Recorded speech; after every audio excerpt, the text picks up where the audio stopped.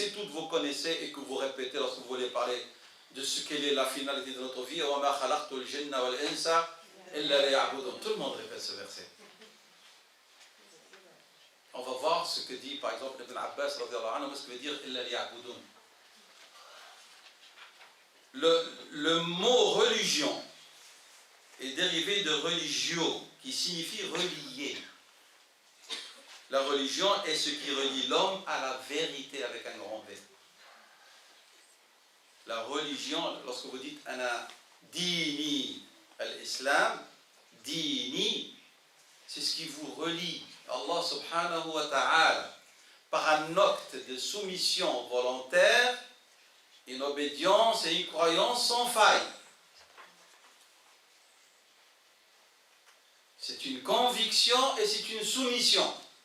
Et c'est ça qui vous relie Allah subhanahu wa ta'ala. La soumission, ça veut dire obéissance, et la croyance veut dire croire dans des vérités telles que le qada wa al-qadar, les décrets. Khayru wa sharruhu, il vient de la part de Dieu subhanahu wa ta'ala. Et c'est cela qui donne sens à votre vie. Sans le malheur, sans l'échec, notre vie n'a pas de sens. Celui qui veut une vie sans épreuves, sans échecs, il ne veut pas être heureux.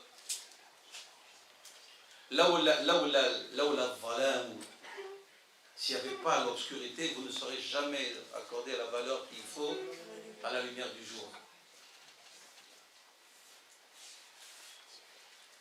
On a tendance à oublier, ce sont des vérités, et qui font et qui donnent le vrai sens de la vie de l'homme. Une doctrine qui distingue l'absolu du relatif. L'absolu, c'est Allah subhanahu wa ta'ala, et le relatif, c'est la vie d'ici-bas. En arabe, on appelle le relatif un nisbi, quelque chose de relatif. Un nisbi, c'est la vie d'ici-bas. Et l'absolu, c'est Allah subhanahu wa ta'ala. Al-Haq. L'islam comprend lui aussi une doctrine et une méthode. L'islam ne considère pas l'existence de l'homme sur terre comme une sombre vallée de douleur ou comme une punition pour quelque péché original ou acquis par héritage. Chacun il a sa vie qu'Allah subhanahu wa ta'ala lui a destinée et dont il va acquérir lui les moyens et les finalités. C'est pas un arbre inerte et que le vent fait basculer vers la gauche et la droite. Non. C'est un être qui a une volonté agissante par la volonté de Dieu subhanahu wa ta'ala. En résumé, le point de vue islamique de la vie est qu'il n'est pas avec ceux qui déclarent l'islam et sa conception n'est pas avec ceux qui déclarent mon royaume est ce monde seulement, ni avec ceux qui déclarent mon royaume n'est pas de ce monde. Ce n'est pas la conception de la vie. On ne vous demande pas de vivre replié. Si vous faites cela, vous agissez d'une manière non conforme à la sunna de votre prophète sallallahu alayhi wa sallam. Rappelez-vous sa condamnation sallallahu alayhi wa sallam des 3 individus qui ont fait le vœu chacun espérant surpasser Allah sallallahu alayhi wa sallam parce qu'ils ont sous-estimé son adoration. Un a fait le vœu de ne plus jamais se marier, consacré à l'adoration. L'autre, il a fait le vœu de ne jamais dormir, veiller la nuit. Et l'autre, il a fait le vœu de jeûner un jeûne perpétuel, permanent. Le prophète sallam les a convoqués et il a dit le contraire. Il a dit, je veille et je dors. Je jeûne et je mange. Et je me marie. Celui qui est de ma sunna, il ne fait pas partie des miens, de ma communauté.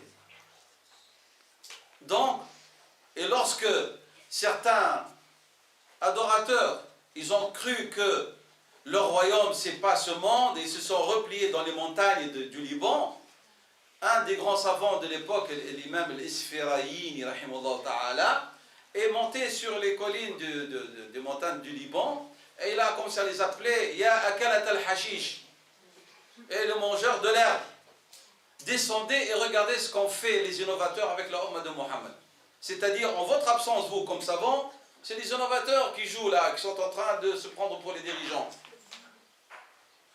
Et donc l'égarement s'est répandu. Donc c'est pas ça notre conception. L'objectif de la vie. Allah subhanahu wa ta'ala rappelle dans le Saint-Coran une vérité claire. Très certainement, je n'ai créé les djinns et les hommes que pour qu'ils m'adorent. Surat Al-Dhariyat 51, le verset 56. La valeur de la vie, selon l'islam, réside dans le sens que vous lui accordez.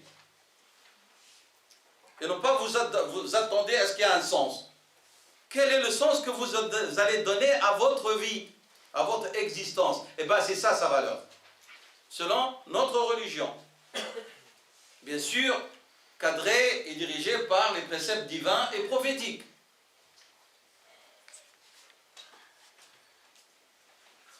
Le but essentiel de votre existence, c'est d'adorer la vérité, subhanahu wa ta'ala. Par chaque mouvement, par chaque pensée, par chaque attitude, par chaque mouvement dans la vie. C'est ça l'adoration. Dieu rappelle dans le Saint-Coran: ô vous qui croyez, répondez à Allah et au messager lorsqu'il vous appelle à ce qui vous donne la vraie vie. Lima yuhyikum. Lorsqu'on répond à l'appel de Dieu et de son prophète, eh ben, on répond à ce qui va donner sens à notre vie. Et le verset dit en arabe: Lima yuhyikum. La vraie vie. Et sachez qu'Allah s'interpose entre l'homme et son cœur. En cas où vous refusez cette vérité, Allah, qu'est-ce qu'il fait? Il n'y a rien qui passe. Fini. Et que c'est vers lui que vous allez être rassemblés. À la fin, il dit la vérité. Que nous allons revenir vers lui. La sourate 8, le verset 24. Allah subhanahu wa ta'ala dit aussi: est-ce que celui qui est mort et que nous avons ramené à la vie et à qui nous avons assigné une lumière grâce à laquelle il marche parmi les hommes, est-il pareil à celui qui est dans les ténèbres sans pouvoir en sortir? Ainsi on a enjolivé aux mécréants ce qu'ils œuvrent. La sourate 6, le verset 122. Et vous avez d'autres exemples, je donne les références. La sourate 29, le verset 2. La sourate 6, le verset 162. Et la sourate 12, le verset 108. La sourate 17, le verset 9. La sourate 25, le verset 63. Et la sourate 23, le verset 57. Tous ces versets que je viens de citer parlent du sens de la vie en islam. De la finalité à rechercher par chaque croyant et croyante. Dieu dit dans le dernier, la sourate 23, le verset 57, subhanahu wa ta'ala, il dit: ceux qui, de la crainte de leur Seigneur, sont pénétrés, qui croient au verset de leur Seigneur, qui n'associent rien à leur Seigneur, qui donnent ce qu'ils donnent, tandis que leurs cœurs sont pleins de crainte, à la pensée qu'ils doivent retourner à leur Seigneur. Ceux-là se précipitent vers les bonnes actions et sont les premiers à les accomplir. Nous n'imposons à personne que selon sa capacité. Et auprès de nous existe un livre qui dit la vérité et ils ne seront pas lésés. On ne lit pas le Coran avec nos cœurs. On lit le Coran avec les yeux. On lit avec les yeux, mais ça ne passe pas plus loin. Nos références religieuses nous apprennent qu'il nous est indispensable de prendre également en considération un autre critère, si nous voulons exprimer correctement ce que représente la vie pour nous. Il y a en effet une énergie spirituelle qui est tout aussi vitale à nos yeux que l'activité cérébrale. Je reviens et je rappelle: al-ilmu wal-iman. L'activité cérébrale, c'est l'ilm. L'énergie, c'est l'iman. On revient vers l'essentiel. Al-ilmu sans l'énergie qu'est l'iman ne vaut rien. l'activité cérébrale toute seule, elle ne va pas vous mener loin. Cette source, elle est vitale. Et elle mérite d'être considérée comme une vie à part entière. Pour les musulmans et les musulmanes, elle doit être considérée comme une vie entière, à la lumière de nos références. Alors, que veut dire قوله تعالى وما خلقت الجن والإنس إلا ليعبدون? De quelle adoration parle-t-on? C'est l'adoration des croyants et des hommes libres. Hommes et femmes libres. Pas l'adoration des esclaves ou des commerçants. L'adoration dont Dieu parle, subhanahu wa ta'ala, c'est l'adoration des hommes et des femmes croyants libres, ahrar. Et non pas l'adoration des abid et des tujjar. Je m'explique. Sayyidina Ali radiallahu anhu a dit ceci. Je le dis en arabe, pour ceux qui sont arabophones, pour apprécier la qualité du verbe. Sayyidina Ali radiallahu anhu, puis je traduirai. قال إن قوما عبدوا الله طلبا للجنة شكرا له فهي عبادة الأجراء. Il y a des gens qui ont adoré Dieu, demandant quoi en contrepartie? Son paradis. Et pour le remercier, pour ce qu'il leur a donné. Cette adoration est celle des ujara, c'est-à-dire des gens salariés. Ils travaillent et puis ils attendent un salaire. Et Rabbi, j'étais adoré, donne-moi. Ça c'est une. Et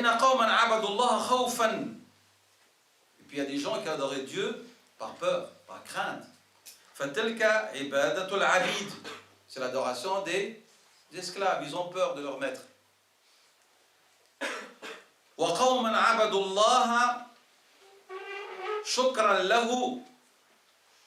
Et des gens ont adoré Dieu pour le remercier par reconnaissance. Et d'autres ont adoré Dieu hubban lahu. Ces deux-là, qui l'ont adoré par reconnaissance, la vraie reconnaissance. Et puis, ceux qui l'ont adoré par amour, l'imam Ali radiallahu anhu a dit fatilka ibadatul ahrar. C'est l'adoration des gens libres.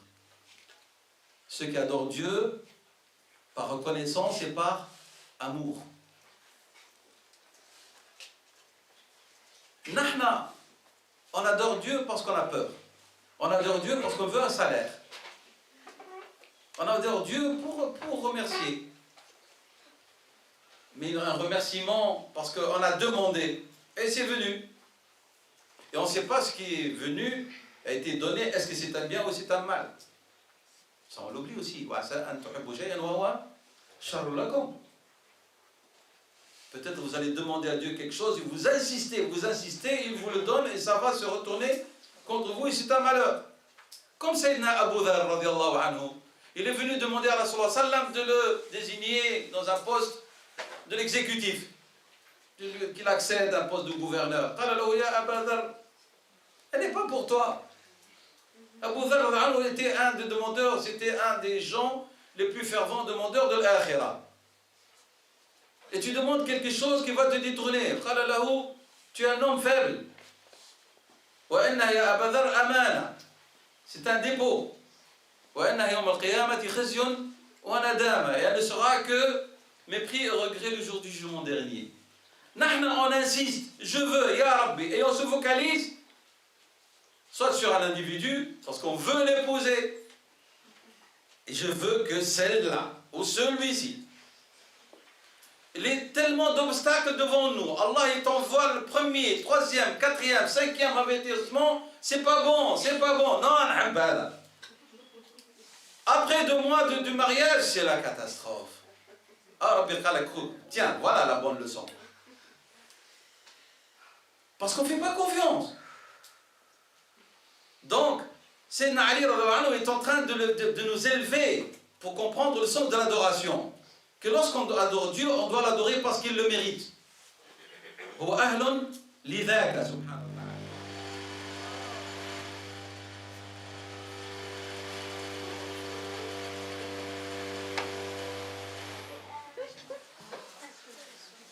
Qu'est-ce qu'on fait?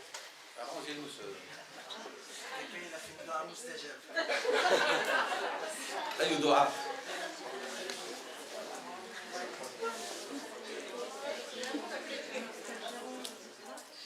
Bien, revenons, nous éparpillons pas, Inch'Allah. Donc, Sayyidina Ali, radiallahu anhu, voulait vraiment nous ramener vers l'essentiel du sens de l'adoration de Dieu, subhanahu wa ta'ala. Et faire en sorte que notre lien avec Allah, subhanahu wa ta'ala, est un lien par lequel on cherche sa proximité. Pourquoi? Est-ce que c'est quelque chose qui n'est pas à notre portée? On n'a pas le droit de le demander, d'y aspirer? Est-ce que sommes-nous censés, les croyants et les croyantes, d'adorer Dieu, subhanahu wa ta'ala, comme j'ai dit tout à l'heure, dans une relation de commerce, uniquement? Alors si telle est notre vision, c'est que nous n'avons pas connu Dieu comme il se doit. Et c'est pour ça que Sayyidina Abdullah ibn Abbas, radiyallahu anhuma, Hibrul Ummah, le savant par excellence de la Ummah, lorsqu'il a expliqué le verset وَمَا خَلَقْتُ الْجِنَّ وَالْإِنسَ إِلَّا لِيَعْبُدُونَ, il a dit إِلَّا لِتَعْرِفُونَ. Je ne vous ai créé, donc Dieu dit, je n'ai créé les djinns et les humains que pour qu'ils me connaissent. Et non pas salli uniquement et que beaucoup de musulmans et musulmanes, ils évitent le haram dans leur commerce, dans leur négoce, dans leur activité, mais ils ne sont pas arrivés à al-ma'rifa. Et la preuve, ils sont dans un état parfois de doute ou de désespoir. Il n'y a pas cet état de rida, d'acceptation. Alladhi araf, celui qui a su, qui a connu, il est satisfait. Maman satisfait, c'est-à-dire il accepte. Yarda. Ce qui vient de la part de Dieu. Il l'accepte. Est-ce que ce que je dis va annihiler, va éliminer l'action de l'homme? Non, pas du tout. Ta volonté et ton action doivent perdurer. Voilà que lorsque le décret arrive, j'accepte. Mais mon action, est-ce qu'elle s'arrête? Non, elle continue. Parce que le décret fait partie de la vérité absolue, et mon action fait partie de ce que la vérité absolue a voulu. Il n'y a pas de contradiction ni d'opposition entre les deux. هذا ما أراد الحق سبحانه وتعالى وقدر بعلمه, il a décrété par sa science infinie et limitée. وهذا ما طلب مني, c'est ce qu'il m'a demandé, c'est que je dois continuer d'agir. Et le fait que je continue d'agir veut dire que j'accepte. Un aravi. C'est pour ça que le plus haut degré, disent nos savants, du paradis, c'est le degré de Jannat al-Rida. Tu arrives à l'état où tu acceptes tout ce qui vient de la part d'Allah subhanahu wa ta'ala. Et non pas comme nous, on le dit comme une formalité. Comment vas-tu? Voilà, alhamdulillah. Là, au fond, alhamdulillah. Et la preuve, après avoir dit alhamdulillah, on commence à déballer tous nos problèmes. Tout de suite après. Comment vas-tu? Alhamdulillah. Wallahi, tout passe. Tout passe. Il y a une contradiction. Celui qui sait, celui qui sait, il va s'arrêter au niveau de cette station-là et il ne va pas la quitter. Il va s'y attacher fermement. Donc, tout ce que je viens de dire nous ramène vers l'iman. L'iman qui va nous ramener vers une autre vérité absolue, c'est la connaissance de Allah subhanahu wa ta'ala al-haq. Donc, la finalité, selon la conception islamique, de notre vie, C'est qui? Allah.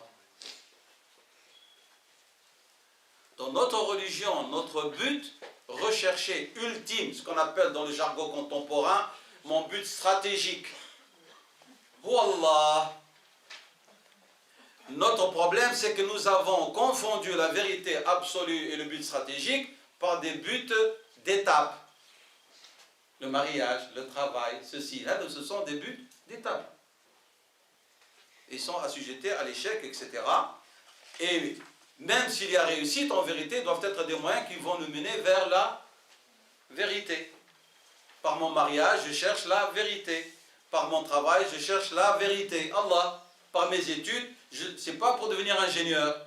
Non, j'étudie pour être quelqu'un qui va se suffire, subvenir aux besoins de ma famille, donner la zakat, donner la sadaqa, réformer la société, et je participe à Imarat al-Ard, à peupler la terre, comme Dieu me l'a demandé. Et tout cela, je mets dans un même sac que je tends à Dieu pour dire, et par tout cela, je te recherche toi, Seigneur. Maintenant, on s'arrête au niveau des buts d'étape. Et on oublie le but final. Dieu dit, qu'est-ce que Dieu dit dans le Coran?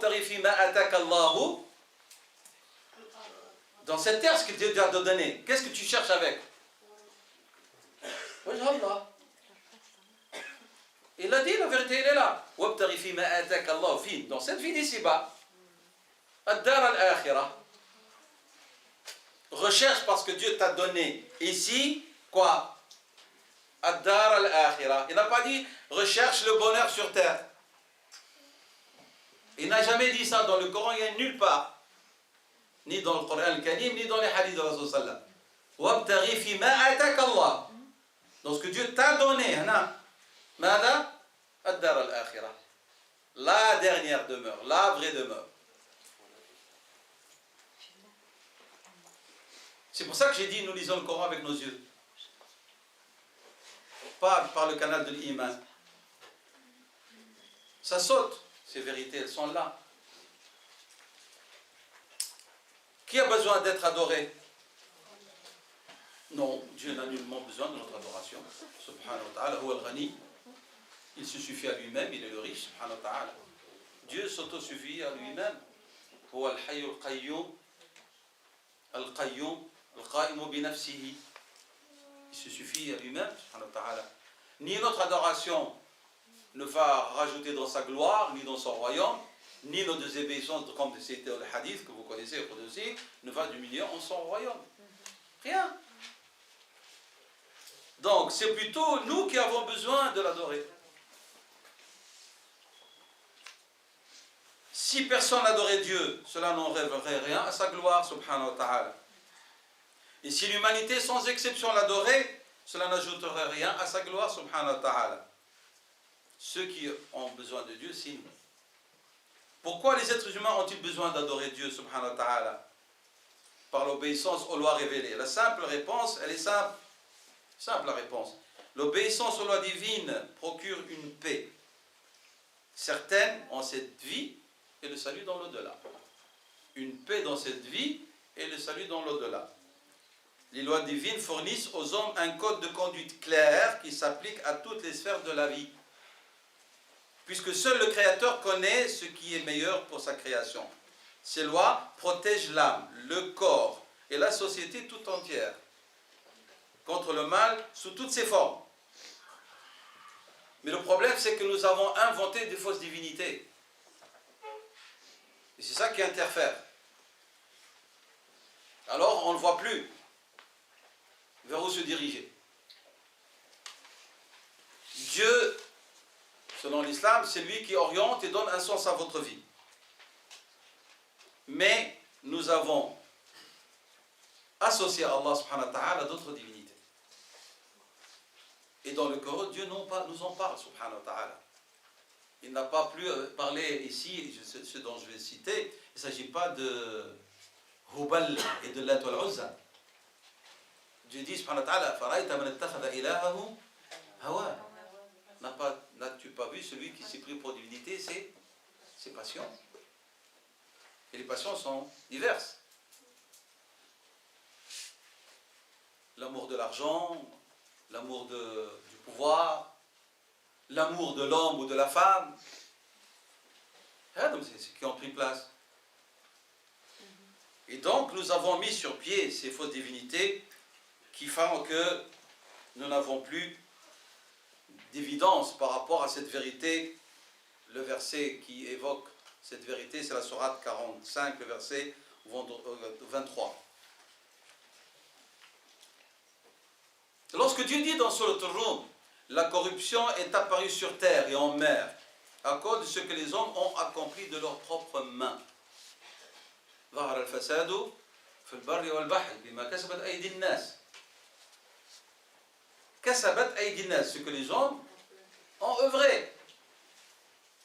Et bien c'est ça qui fait que nous ne voyons plus le chemin dont le prophète sallam, avant sa mort, il nous a donné une description, il a dit taraktukum ala al-mahajjat al-bayda. Il nous a laissé sur un chemin qui est clair, blanche, il a dit layluha kanahariha. Son jour et sa nuit sont de la même évidence. Il ne peut s'en éloigner qu'un perdu. Eh bien, c'est ce qui se passe actuellement. J'aime bien toujours parler, parfois rabaisser le discours pour qu'on saisisse les nuances. Je vais parler d'une des causes de l'anxiété des musulmans et des musulmanes. Banal. Qu'est la consommation. La consommation. Je vais avoir un salon moderne, aussi, un salon marocain, et je veux l'écran plat, et je veux la voiture, et je veux la maison, et je veux ceci, et je veux ceci. Lorsque vous lisez le Coran et la Sunna, vous faites ce qu'on appelle une extrapolation, l'ensemble des textes comme l'ont fait nos savants, qui ont déduit des règles importantes sur lesquelles ils sont en accord et unanimes. C'est que le croyant doit s'articuler en préservant 5 universaux, ils les ont appelés, autour desquels tourne sa vie. Et toute la loi de Dieu tourne autour de la préservation et de la défense de ces 5 universaux, à savoir la vie, la croyance, la propriété privée, la filiation et la raison. حفظ الدين, حفظ الدين, حفظ الحياة, حفظ العقل, حفظ المال, حفظ النسب. 5. Et puis ils ont répertorié ces nécessités par rapport à leur degré d'utilité dans la vie de l'homme. Ils ont dit, il y a ce qu'on appelle les nécessités vitales, c'est ce qu'on vient de citer maintenant, et puis il y a des choses, si l'homme ne les satisfait pas, cela engendrerait une gêne dans sa vie. Ils ont appelé le hajiyat. Puis il y a des choses qui sont du domaine du luxe, superflu, qu'on appelle la tahsiniyat, les commodités, le confort. Les croyants et les croyantes qui ont fait l'effort d'aller voir, par une étude, comme j'ai dit, extrapolation des textes et des directives, ne confondront jamais le nécessaire vital avec celui qui lève la gêne, avec ce qui est superflu. Mais nous voyons malheureusement que la grande majorité des musulmans ont fait des commodités des nécessités. Et ça a engendré de leur vie une amertume et un éloignement des valeurs de l'islam et de la vérité, ce qui fait que se sont inventées des fausses divinités que la recherche absolue du confort. Et cette recherche du confort qu'ils n'arrivent pas à réaliser dans une société de consommation dont la course était freinée, on a résulté quoi? Des soucis. Des soucis. Tracasseries, des découvertes bancaires. Comment je vais régler cette facture? Et comment je vais faire ceci? Et comment je vais acheter cela? Et les vacances, et le congé, et la voiture, et ceci. Mais c'est toi qui t'es mis dans cette situation. Voilà, le sens de ta vie, tu l'as perdu par rapport à ce que l'islam lui-même a proposé comme méthode d'organisation de ta vie, ne serait-ce qu'au niveau de la consommation, qui est une part qui fait partie du sens que tu donnes à ta vie. Tu l'as complètement négligé pour te trouver dans une situation où des fausses divinités, qui est la passion Et le désir de la consommation a pris le dessus et t'a fait de quelque chose qui est un moyen éphémère, qui est par exemple l'écran plat d'un TV, comme une nécessité vitale qui rend la vie amère et qui mène même des couples musulmans au divorce. Et à des destructions inimaginables. Et ben voilà. Et après on dit pourquoi les couples musulmans s'effondrent. Mais il y a des tas d'éléments qui sont là, qui sont des indicateurs que nous négligeons. Voilà, ça c'est un exemple banal pour vous montrer comment des musulmans et des musulmanes donnent un sens à leur vie qui est uniquement un hawa, une passion. Et après, lorsque tu discutes avec ce frère ou cette sœur, il te dit « Ana muslim » et je suis pratiquant. Il rajoute pour insister « Ana muslim multazim ». Comment tu es muslim multazim? Là, multazimta, tu n'aurais jamais modifié les règles qu'il y a le nécessaire et celui qui lève la gêne et le futile. Et tu ne fais pas du futile une nécessité vitale qui chamboule tes relations. Tu n'as même pas le temps d'aller faire la prière. Tu négliges même le sens de l'adoration. Et après on dit, pourquoi est-ce que ma vie n'a pas de sens alors que je suis musulman? Je suis croyant. Pourquoi est-ce que je n'avance pas? Pourquoi j'ai l'impression de faire du surplace? Beaucoup disent ça, hein? J'ai l'impression que je fais du surplace, je n'avance jamais dans ma relation avec Dieu. Mais regarde les attaches et les liens qui font que tu n'arrives pas à décoller. Et le courage de les reconnaître et de les combattre et de t'en débarrasser. On est tellement attachés par des jougs, des chaînes lourdes, que nous nous sommes nous-mêmes mis, et on dit pourquoi on ne décolle pas dans notre relation avec Allah subhanahu wa ta'ala. Et lorsqu'on entend quelqu'un qui nous parle de la transcendance, on le regarde de travers, on dit mais nous ne sommes pas des sahaba nous. Mais ça n'a rien avec sahaba. Qu'est-ce que ça a à voir avec les compagnons? Le fait que toi, tu t'éloignes de l'mahajj al-bayda, dont a parlé Rasulullah sallallahu alayhi wa sallam.